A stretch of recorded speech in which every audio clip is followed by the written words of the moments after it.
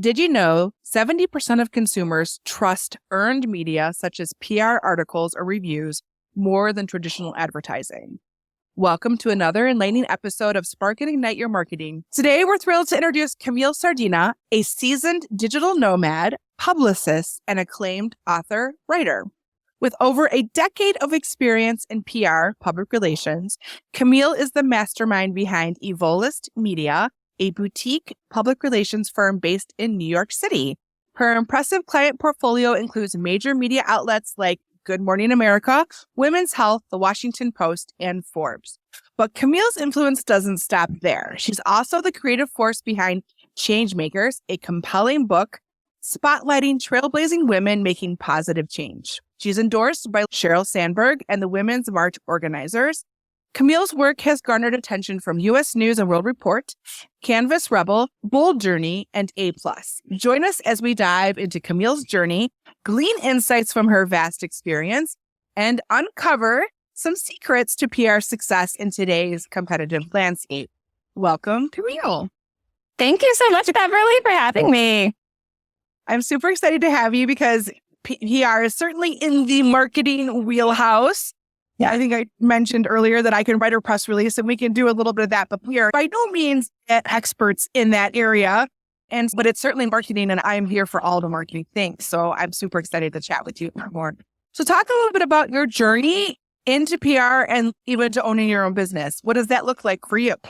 Yeah. So first of all, I didn't know what the heck PR was when I applied to have it be my major for college. I remember thinking, I don't know what I want to do. Let me read up on these majors. Public relations seemed like an interesting mix of journalism and business to me at the time. And I said, I think I can do that. So I did study it in college. I went to the University of Florida all 4 years. And right after college, I moved to New York City, where I started working with a startup PR firm. And we mostly did health and focused on health and wellness, food brands. And I worked for the startup for about maybe, it was a handful of years. I have to think back now because it's been a while. Maybe let's say 6 years, something like that. And I got to a point where I think I learned everything I could.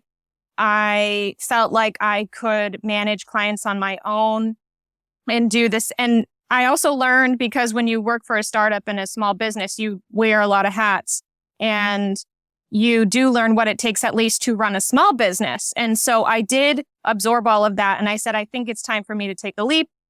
Behind the scenes, I asked my boss, is it okay if I just have a client of my own that's not competing with any clients that we have? And she said, absolutely. I knew that you would do this one day. So slowly, while I was working with her, I would have other clients. And it got to the point where I would just work with her less and less. And then I branched off on my own and started Evolist Media. And my first ever client was also in New York City. It was a company called SAS Class, a dance studio in New York City. And it was a successful campaign right off the bat. And the rest is history. It's very nice that you had somebody you worked for that was supportive of you bringing on your own clients so you could really organically build your business in a way as opposed to cold turkey, good luck. Yeah, I think it was an extremely unique situation. And I am a digital nomad, like you mentioned, too. So when I worked for that startup in New York City, I actually was working remotely. So I didn't actually start my whole travel and work journey until a little later in my 20s. I'm in my 30s now, but at the time, I had just moved to New York and I had no desire to travel that much because I wanted to explore the city and every day is new there. So that was another benefit that came from working with that startup in addition to that unique opportunity to have literally clients of my own outside of that job. I think that's pretty rare.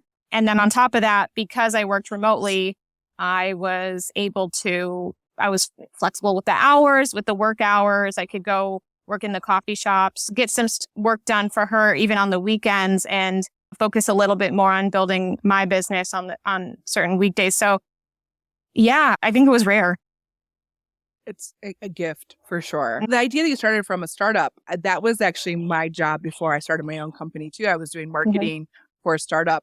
What was different is I realized how much work it took to start a business. So I was like, I don't want my own business.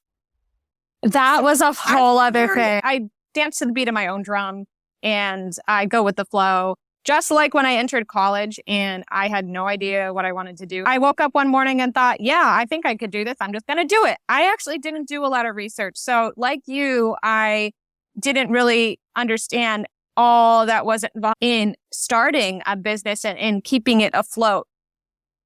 And in the amount of years that I've had Evolist Media, I've had the ups and downs. Obviously, we had the pandemic.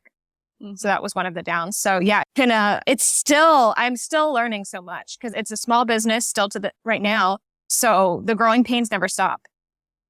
I think that's true for most entrepreneurs. I think there was no playbook for COVID. So all of us had to figure stuff out. And I think there's life just happens that way as we go through things. We have to figure things out. And entrepreneurs are pretty good about figuring things out, but sometimes we do need help in that, right? Other business owners or other professionals to help us figure some stuff out. People who mentor us and things like that have become super vital in my business and even my clients. I've learned so much from my clients and their journeys. Absolutely. It's definitely an evolution, like you said.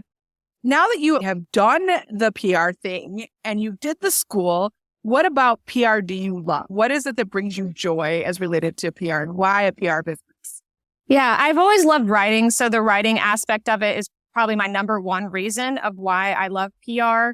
And I also, a huge part of PR, the core of it is storytelling. So yes, you're writing, but you are thinking of all of these stories with all of the clients that you have that will connect with others. I love that aspect of it.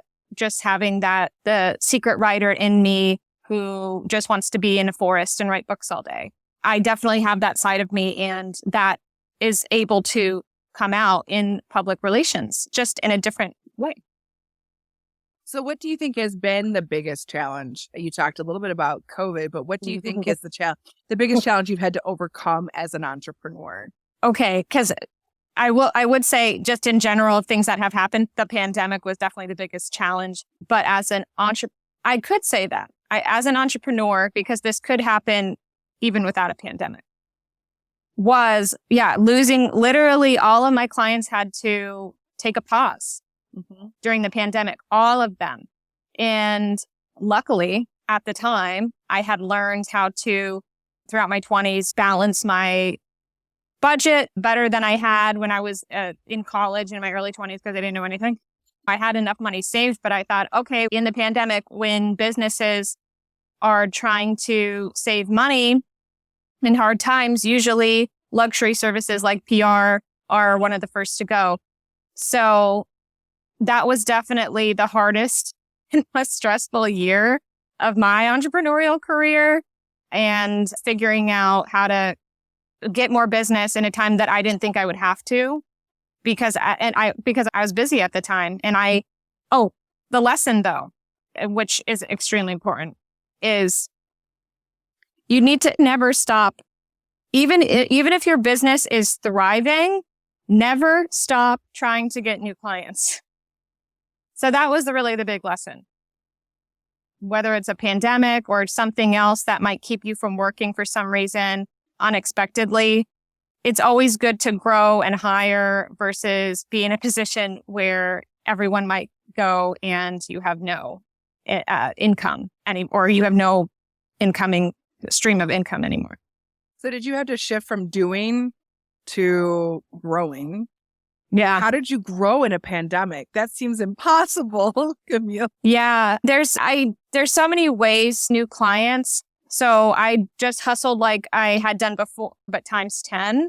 So some ways to get new clients that worked the best for me were actually Facebook groups, which worked before, but there are a lot of different Facebook groups within the marketing/PR family that share new opportunities from people looking for PR companies, publicists, also just sharing advice. But Facebook groups were a huge help at the time. And lead generation, Apollo IO is one of them. It's a really cheap option. But I remember using that and just writing killer pitches and sending them out to businesses that were relevant to the PR specialties that I focused on. Yeah, those were just some ways. The list goes on. But in addition to, even though it was the pandemic, when I did go, say, into a coffee shop, for example, I would still strike conversations from afar, because in New York City, I'd have to think of the percentage of clients that I would get just from meeting people, but maybe half. So I would never stop doing that. But that was the big lesson at the time, where if your business does take a huge dip, you just can't give up. You have to work 10 times harder or more. And if there are different ways of outreach that you haven't tried yet, throw it in there. I definitely did. And I got back. I think it was within 6 months, my business picked back up, and it's only grown from there. Amazing. Part of our mission when we do marketing is to elevate the brand, or what we call build authority. And that's a key part of the trust factor when people want to buy from you.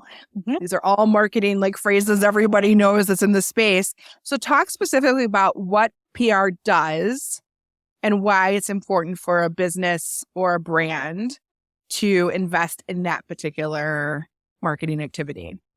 Yeah, public relations, in how I describe it, is a tool to build trust and credibility with your audiences, and also to connect with them on a more personal level with the types of stories you put out there about your company or yourself.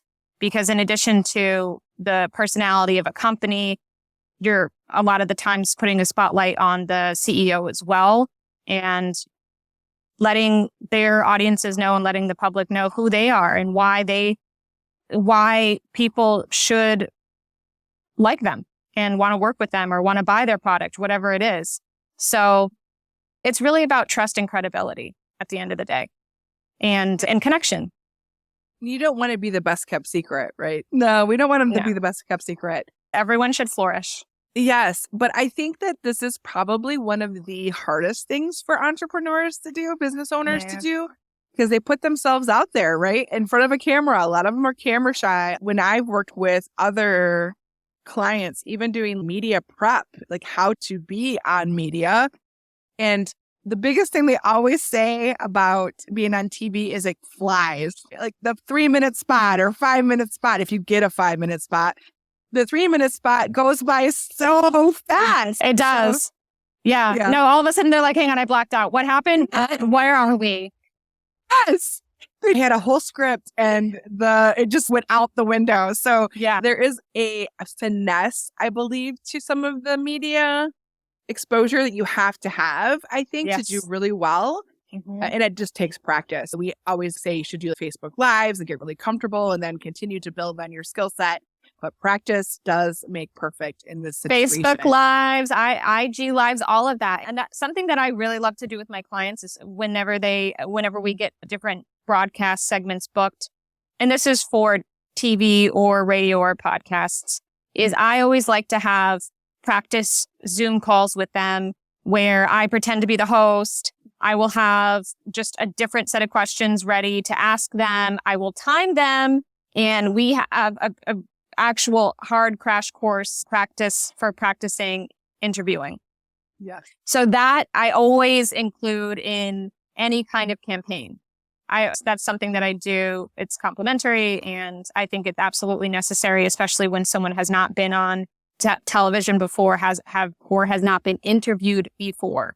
There is a skill set that you need to learn, I think, to do well on those appearances. Yeah.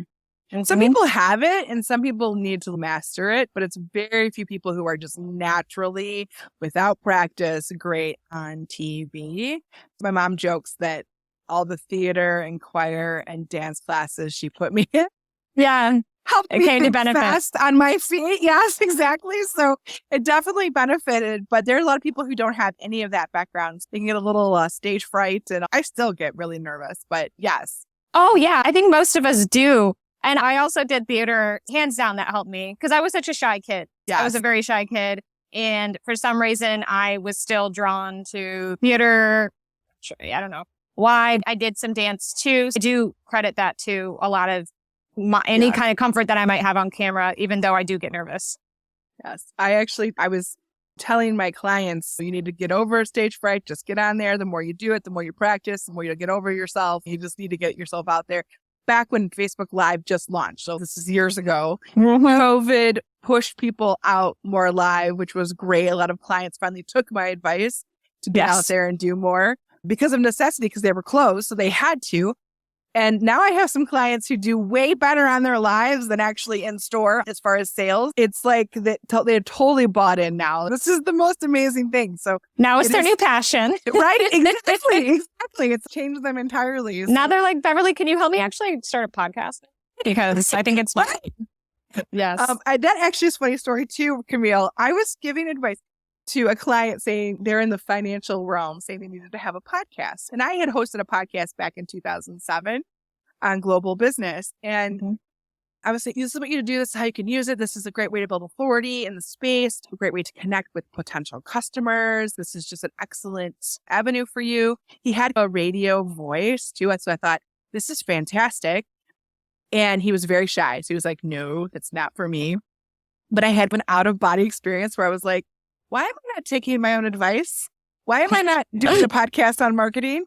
And that became the impetus for this podcast, was me giving advice to a client and saying, I need to take my own advice. You got to practice what you preach. Yeah, you do have to do it. You have to practice and then show them, like, this is how you can use this in this way. So yeah. What are some trends that you're seeing in the PR space? It's been around for a long time. There's a lot of study of PR, all the way from like how Hitler used it to like, there's so much really interesting theory on PR. But how do you see things going? Where are the trends? There is still, I don't know if I would consider this a trend, but there is still a lot of work being done around influencer marketing and really trying to figure out how to best use that in a campaign. And there's a lot of integration with social media now in PR, which wasn't a thing before. So before, it was now the traditional routes of you're writing pitches, you write press releases, and you pitch them via email, phone calls. But now with this integration with social media, I have noticed that the two worlds mix together. And I think a lot of people are still trying to figure out what's really part of PR now. So it's a little confusing in that way, because especially new clients where it's their first time hiring a company for something within the marketing umbrella, a lot of times they assume that, oh, you're going to be posting for us too. But it is a completely different beast. It's another full-time job. But that, I wouldn't say that's been going on though. But I'll say that because it continues, and there's still a lot of conversations about if influencer marketing is worthwhile and how to do it properly.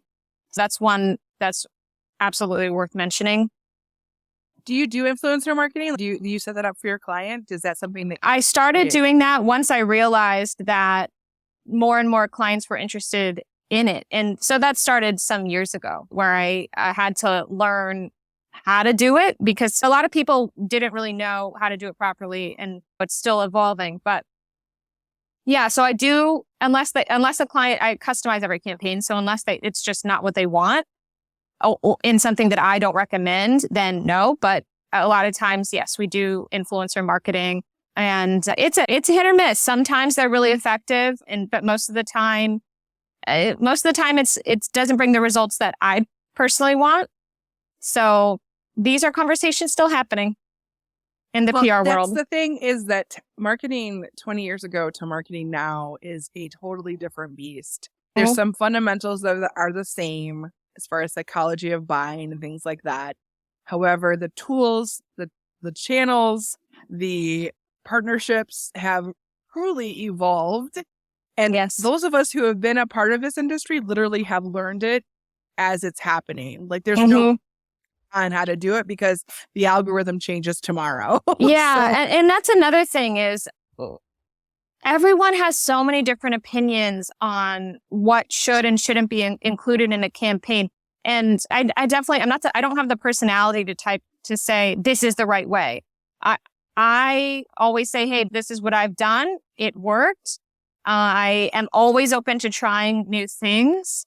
And maybe there is a time where you have to go back to the old school ways of doing things for whatever reason. Yeah. There are some publicists out there that don't write press releases anymore. And then there are some that live and die by it. Who's to say who is correct if they're having success on their own as well? So that brings us to the next question, actually. And I'm curious as to where this is going to go. But what advice would you give entrepreneurs who are looking to find their unique opportunities using public relations? What would be the advice you would give an entrepreneur to explore as it relates to public relations itself? Yeah, in terms of growing their own business, they really need to master their elevator pitch. I wish I could put a different word because people hear it all the time, but it is extremely important. It's extremely important to, in a very short written, say a paragraph or two, or in verbally in 30 seconds, as the elevator pitch standard time is usually, to explain what you do and why you do it and what the significance is. And that's something that people can do ASAP. It's an easy thing. It's not easy to do when you're trying to really tell the story in a nutshell, but it's important practice and something that people should be doing ASAP if they are starting a business. Even those people who've been in business for 10, 12, 20 years sometimes need to sometimes they have to regroup. Yeah. Yeah. And rebrand themselves. Yes. I would say after 12 years, my elevator pitch is very different than it was when I first started. It's evolved, certainly, but I actually got really crystal clear on who I wanted to serve, what joy, what passion I had, and to focus on that. And I think, even when I wrote my book, it was all about getting the entrepreneur back to the why and the reasons that matter and how they solve the problems, and to focus on that and to keep that front and center, to make it a filter for everything that they do for their business. So that elevator pitch is, you had a foundation, it's like the very, very bottom of the foundation, but it's the thing that everybody sees. So it's not even like the cement pillar. It's like the blinking light on the outside of the building too. I know. It is the first thing that people see, and that is why it is important, but it does evolve. And my business is still small, and I'm very aware that with the clients that come on board that I actually didn't expect to come on board, for example, the clients that I have definitely shape how the brand will be over time as well. Because sometimes I focus mostly on health and wellness in the beginning, but over time, kind of food clients came in and entertainment clients came in. And in my mind, I was thinking, I would just focus on health at first, but it's evolved, and hence the name Evolist Media, evolved. And so I'm still learning along the way about rebranding with what's going on in the company. That's something that's never going to end for anybody.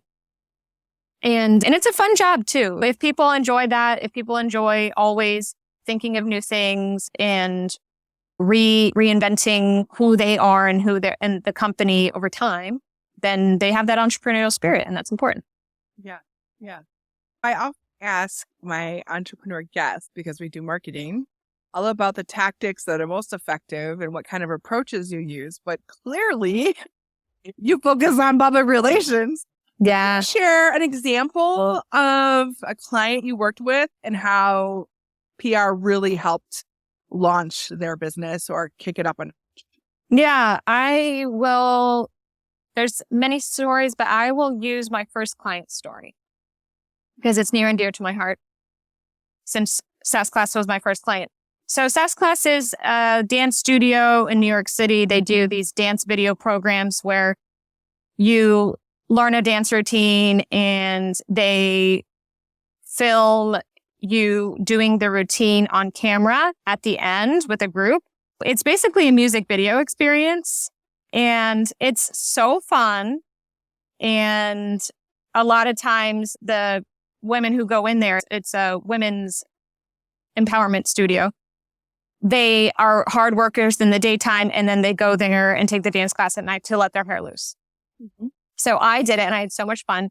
And I realized how unique of a studio it was at the time. And I spoke to the owner and said, hey, I'm starting a public relations company. And I noticed that you have nothing in the press right now, and you have a really unique studio here. I told her I would do it for a very small cost. And she said, all right, let's try it. So they became my first ever client. SAS Class became my first ever client. And in the first month, Self Magazine published a video story about SAS Class that went completely viral online, which I'm not surprised about because, again, there was no other studio doing these dance video / music video programs like SAS Class was. And after that video went out and went viral, then SAS Class saw an influx of new students and women coming in saying, hey, we saw the Self Magazine Snapchat, or we saw the Self Magazine on video on Facebook, or the Self Magazine SAS Class video on Instagram. And they had a huge increase in new students. And then from there, press just kept rolling in for SAS Class, even after the campaign, which I love. I love that. That's another thing I love about the public relations experience is this snowball effect that happens to clients when you're working with them. And you just never know the opportunities that come in as well. Even though you're pitching them to be in the media, sometimes opportunities come in for speaking opportunities. Or this is specifically for media relations. There is another types of opportunities that come in addition to even being in commercials. You just never know. You just never know what comes in, even if you're doing a traditional media relations campaign. And then they make those connections, and then opportunities grow for them. So I love seeing that. The thing that I think with the original client that I think is really important, because we focus on unique opportunities, is they had a very unique story to tell. Yeah. And you can't contrive a story to make a hit like that. It has to be authentic and real and all the things.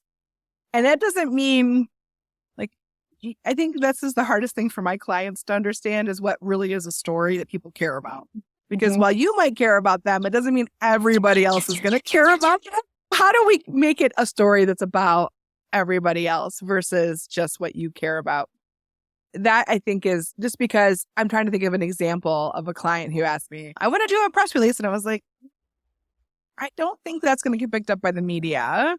However, this other thing is really neat. Let's try that as a spin and go from there. And that did work for them with some PR help. I think you do have to look at something and look at your business and see how you are unique and then play on that. And I love the story of the dance class being empowering. I have 18 years professional dance here. Yes. I don't think I've ever heard of a story like that of a dance at the end. There's a recital, but not a dance video. That's so cool. Yeah, the studio in itself and what they offered was a story. And sometimes you don't get that. Sometimes you get clients that are offering something that a lot of other people offer. Or authors, for example, maybe they wrote a book that it's been done. Maybe it's a kind of business related book, etc. And you really have to, and those are the harder campaigns, hands down. When it's a story, when it's a great story and you already know it, like those are the clients that you dream about. And especially when the CEO is super friendly and amazing on camera, you get those golden opportunities. And lucky for me, my first one was a golden opportunity. So the challenges come with the clients that it takes a little more digging to really get something that's going to get national attention. I would agree. I think you're like a detective.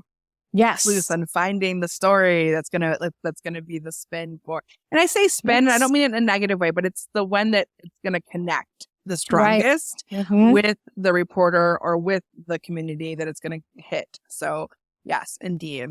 One of my very first clients was, speaking of health and wellness, she owns a pet food store, but she's a doctor of naturopathy. So it's all about natural healing from the gut out for a pet. And it's really unique. And she got a ton of press opportunities in the beginning because it's such a unique spin on the pet food industry. And not everybody is doing that. So you do have to cut through the noise and cut through the clutter and find your unique. And that is part of the journey of working with a marketing agency or a PR firm, is finding that for yourself. So. Yeah. And I think it's really hard for a lot of people to know what makes them special. Sometimes it does take a lot of other voices and a team to figure that out. And especially when it's a company that offers a service that many others do. Yeah. More of a commodity type service. Yes. I like being a detective in that way. I like trying to figure out what makes something special. And I do that even in my personal life. I've always been the friend that people can call when they're sad or in a bad mood, because they know that I'm a good cheerleader. I always am finding something special about my friends and reminding them of that as well. It's just part of my personality. And I think that's why I like working in PR as well. I think that entrepreneurs have a pretty lonely existence sometimes at the time of their business. And as marketers, I'm not sure as much as PR, but as marketers, we get pretty close to you because we know about your profit margins and your struggles and how to help you. And we dig deep in all of that. And so I'm on a journey with them. It's not like they're by themselves anymore. And I love that aspect of cheerleading. Like, we got you, like, we're here and you're not alone anymore. And we know you love what you do. So let's really make sure that's communicated to your community. And what does that look like and feel authentic for you specifically? Because I don't want to force them into a peg they don't resonate with. Right. But yes, it is a detective work, but that is the fun part, is digging in and figuring it out and finding the thing, whatever the thing is. The thing. And ideally multiple things too. Yeah. When you're pitching different stories, multiple things. And there's always something. There's always going to be something. And it takes that research and seeing what isn't being talked about enough or at all. And I love that. That is another fun part of PR for me. In addition to just every part of it, there's something always new in what I do. In PR specifically, and just in marketing as a whole, all types of different types of marketing gigs. So yes. I have a segment called the lightning round, where I ask you 8 questions that really help us get an inside look of the business insights and tools and things that inspire you. So the first question is, what is your favorite way to connect and network to grow your business? Is it okay if I say coffee shops first? Yes, of course. I don't want to be so general, but it has been my favorite way. There's many ways, but working at coffee shops specifically, I have met some of the most interesting people that way. And I always do best in person. Whenever I have conversations with people in coffee shops, I swear they could last for hours, which is bad because you're supposed to be working.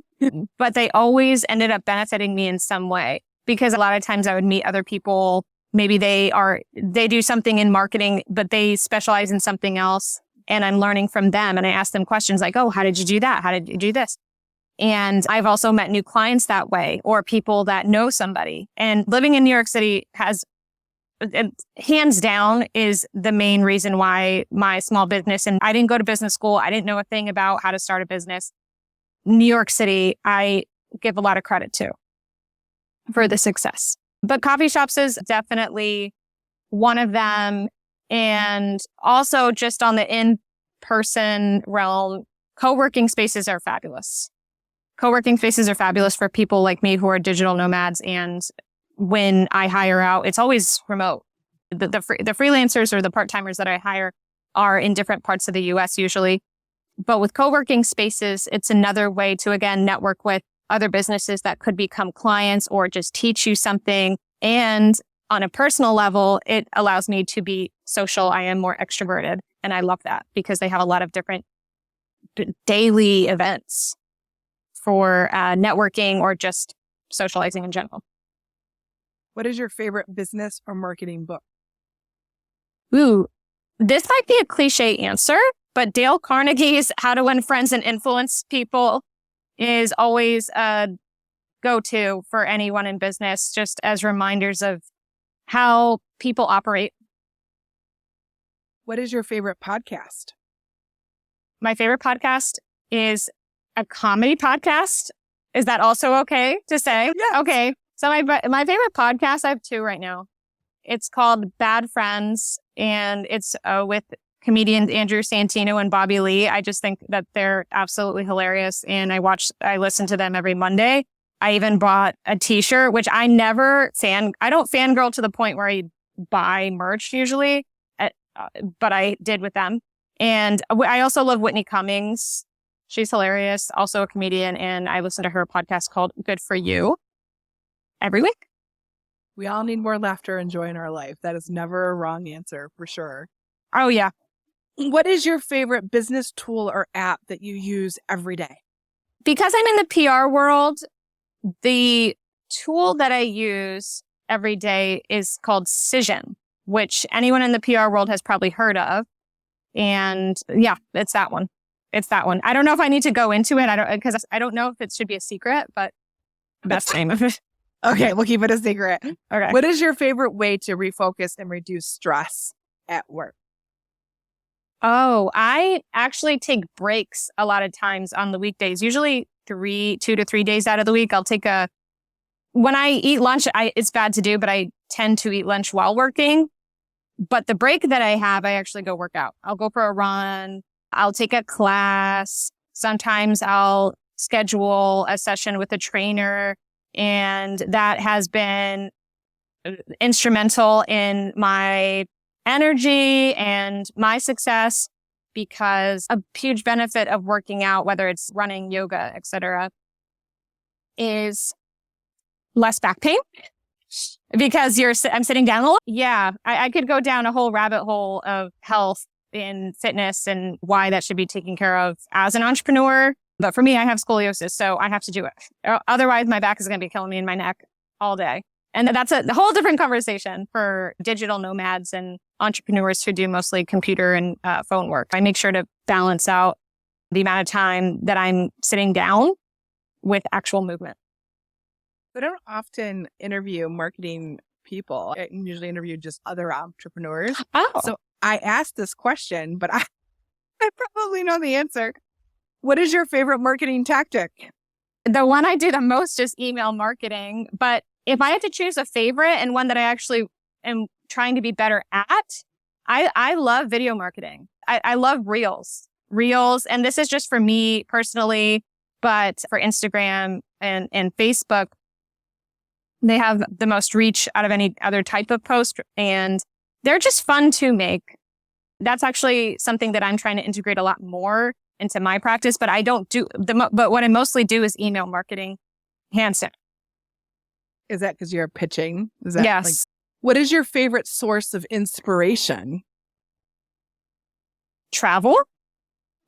Traveling, you are absorbing other cultures, meeting new people, and learning about different ways to connect. And with that, you'll be able to connect to more different types of audiences as well. And that's a huge benefit to PR. Yeah, I think travel also makes you more aware of your culture. It shines a light on who you are, which is very interesting. Byproduct of the whole thing. But yes, who is your favorite entrepreneur to follow? There are so many. One that comes to mind is Joanna Gaines. I was a really big fan of the show Fixer Upper because their skills are some that I don't have them at all. I don't know how to do interior design or build houses, but to see this family's growth of going from Fixer Upper, or initially they had a business doing construction and interior design, to having their own show, to now having this empire. She has her own magazine. They have different stores. They have been everywhere. Has been really impressive to see, but she's just one example. And there are a couple, but Chip and Joanna Gaines are just one example of people who are so dynamic in what they've built in their entrepreneurial career. I like any story like that. I like any story where they have they're multifaceted in what they've created. She has an empire now. There's no question. Yes. that is the end of the lightning round. We are moving into the blaze forward segment, but I go backwards first. And that is, if you could give advice to yourself, Camile, at 18, 19, with the wisdom that you have now, what would you tell that Camile to help her on her entrepreneurial journey? Be more disciplined, if I'm talking to my 18-year-old self, to be honest. If I'm being honest, I was a huge party girl, and I was such a free spirit. I was really free-spirited. I was brave, but what I had a problem with was balancing out that free spirit of mine with discipline. So looking back, if I could tell myself, hey, Camile, you don't have to hang out with your friends all the time. Have FOMO at least like a little less, okay? If you just stay inside and read this business book or so many pages of a business book each week, you're going to be astounded at how much farther you're going to get in life and quicker. How have you found that discipline? Like, as a 30-something, how have you found the discipline?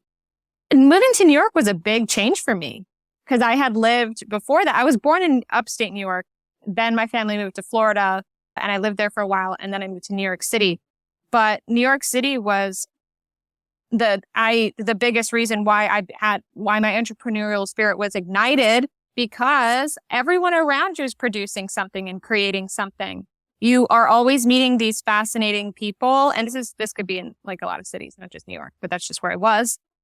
And being around that was positively influential for me. And I said, hey, I think I could do something like that. Or I never thought about if I wanted to write a book, which I ended up doing. Or I never thought about, I even did some commercials here and there. I did not really have a vision for my future at 18.